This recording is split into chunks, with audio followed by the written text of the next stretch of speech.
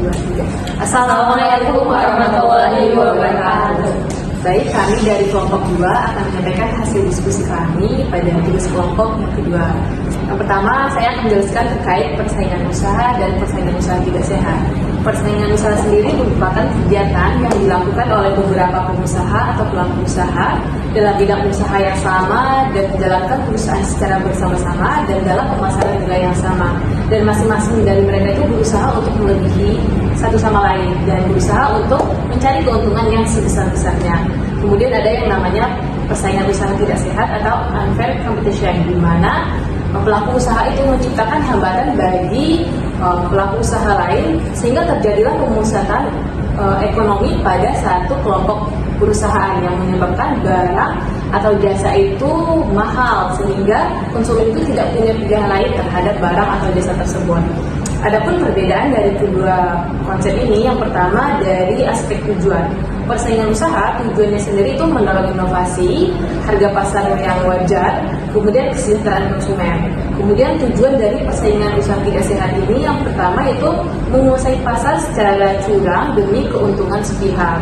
Kemudian dampak dari persaingan usaha ini, pasar menjadi dinamis dan konsumen diuntungkan. Sedangkan dampak dari persaingan usaha tidak sehat itu merugikan pesaing dan membatasi pilihan konsumen. Kemudian kesesuaian dengan hukum. Persaingan usaha ini sesuai dengan Undang-Undang Nomor 5 Tahun 1999 dan Etika Bisnis. Sedangkan persaingan usaha tidak sehat ini tidak sesuai dengan Undang-Undang Nomor 5 Tahun 1999 tentang larangan praktek monopoli dan persaingan usaha tidak sehat.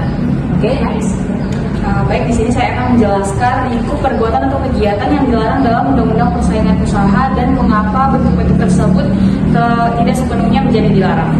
Perbuatan atau kegiatan yang dilarang dalam Undang-Undang Persaingan Usaha diatur dalam Undang-Undang Nomor 5 Tahun 1999 tentang larangan praktik monopoli dan persaingan usaha tidak sehat, yang selanjutnya diatur dalam Undang-Undang Nomor 20 Tahun 2008 tentang UMKM dan Undang-Undang Nomor 11 Tahun 2020 tentang Cipta Kerja. Dalam Undang-Undang Nomor 5 Tahun 1999 dijelaskan terkait lingkup substansi larangan dalam persaingan usaha, yaitu perjanjian yang dilarang, yakni seperti penetapan harga, pembagian wilayah, oligopoli, dan pemboikotan. Namun tidak sepenuhnya dilarang apabila ternyata ada manfaat efisiensi, meningkatkan inovasi, dan tidak secara signifikan merugikan pasar. Yang kedua, ada kegiatan yang dilarang, yaitu monopoli. Monopoli tidak dilarang, namun yang dilarang adalah menggunakan kekuasaan monopoli karena dapat menghambat persaingan usaha yang sehat. Lalu ada monopsoni serta penguasaan pasar. Hal ini tidak sepenuhnya dilarang apabila posisi dominan digunakan untuk efisiensi, investasi besar, serta untuk memenuhi kepentingan umum. Yang ketiga, ada penyalahgunaan posisi domain, seperti keterlambatan notifikasi, merger, dan jabatan rangkap. Hal ini tidak sepenuhnya dilarang karena kepemilikan silang atau jabatan rangkap bisa jadi wajar dalam strategi bisnis tertentu jika tidak mengurangi persaingan. Selain itu, dalam Undang-Undang Nomor 5 Tahun 1999 juga menjelaskan terkait pengecualian larangan. Saya akan menjelaskan bagaimana tolak ukur dalam penentuan pelanggaran hukum persaingan usaha. Nah, hal ini meliputi dari pendekatan dalam rumusan pasal dan penerapan pasar bersangkutan atau biasa disebut dengan relevant market. Nah, pelanggaran dalam hukum persaingan usaha sendiri itu ditentukan dalam dua tolak ukur. Yang pertama, adanya rumusan pasal dan rumusan pasar bersangkutan. Nah, di rumusan pasal sendiri itu ada dua cerminan. Yang pertama itu adalah pendekatan dari pasar SA ilegal yang dimana dalam hal tersebut itu apabila tindakan tersebut sudah otomatis dilarang dalam undang-undang itu sendiri. Kemudian ada yang kedua adalah rule of reason, di mana hal tersebut dapat dikatakan dilarang apabila telah terbukti merugikan pesaing usaha. Kemudian sementara itu dalam konsep pasar bersangkutan atau relevant market itu tolak ukurnya adalah dinilai dari sejauh mana hal tersebut merugikan persaingan usaha. Lebih lanjutnya lagi, ketika persaingan usaha tidak sehat ini terjadi, maka akan ada namanya lembaga independen yang statusnya lembaga independen yang bernama KPPU, bukan KPPU tentang pemilu, tetapi tentang persaingan usaha tidak sehat, komisi pengawasnya.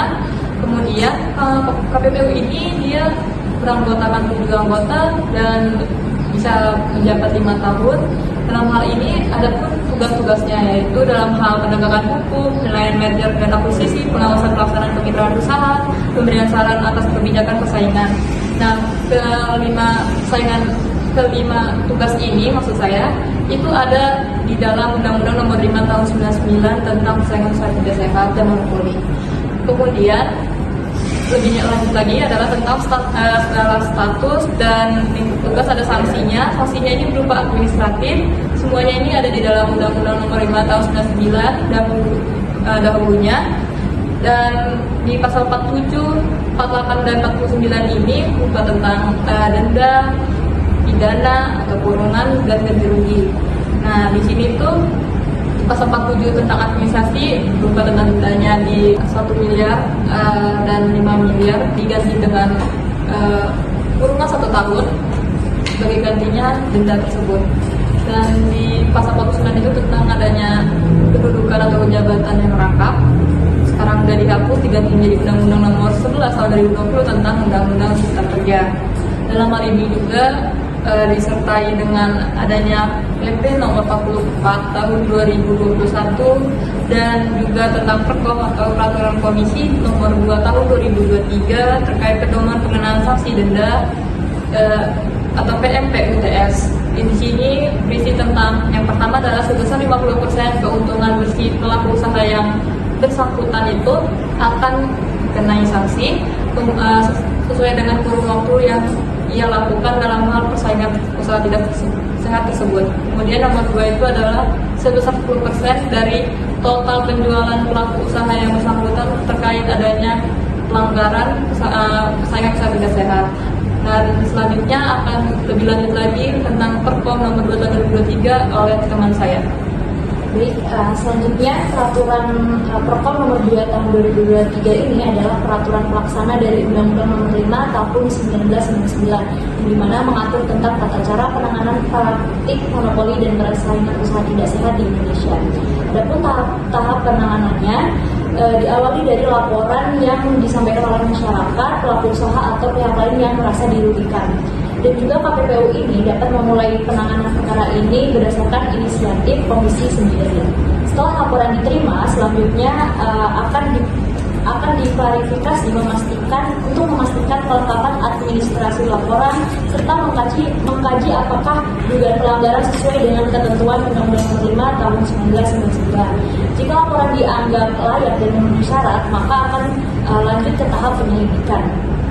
Jika penyelidikan ini menunjukkan adanya bukti yang cukup, maka perkara akan dilanjutkan kepada tahap sidang majelis komisi.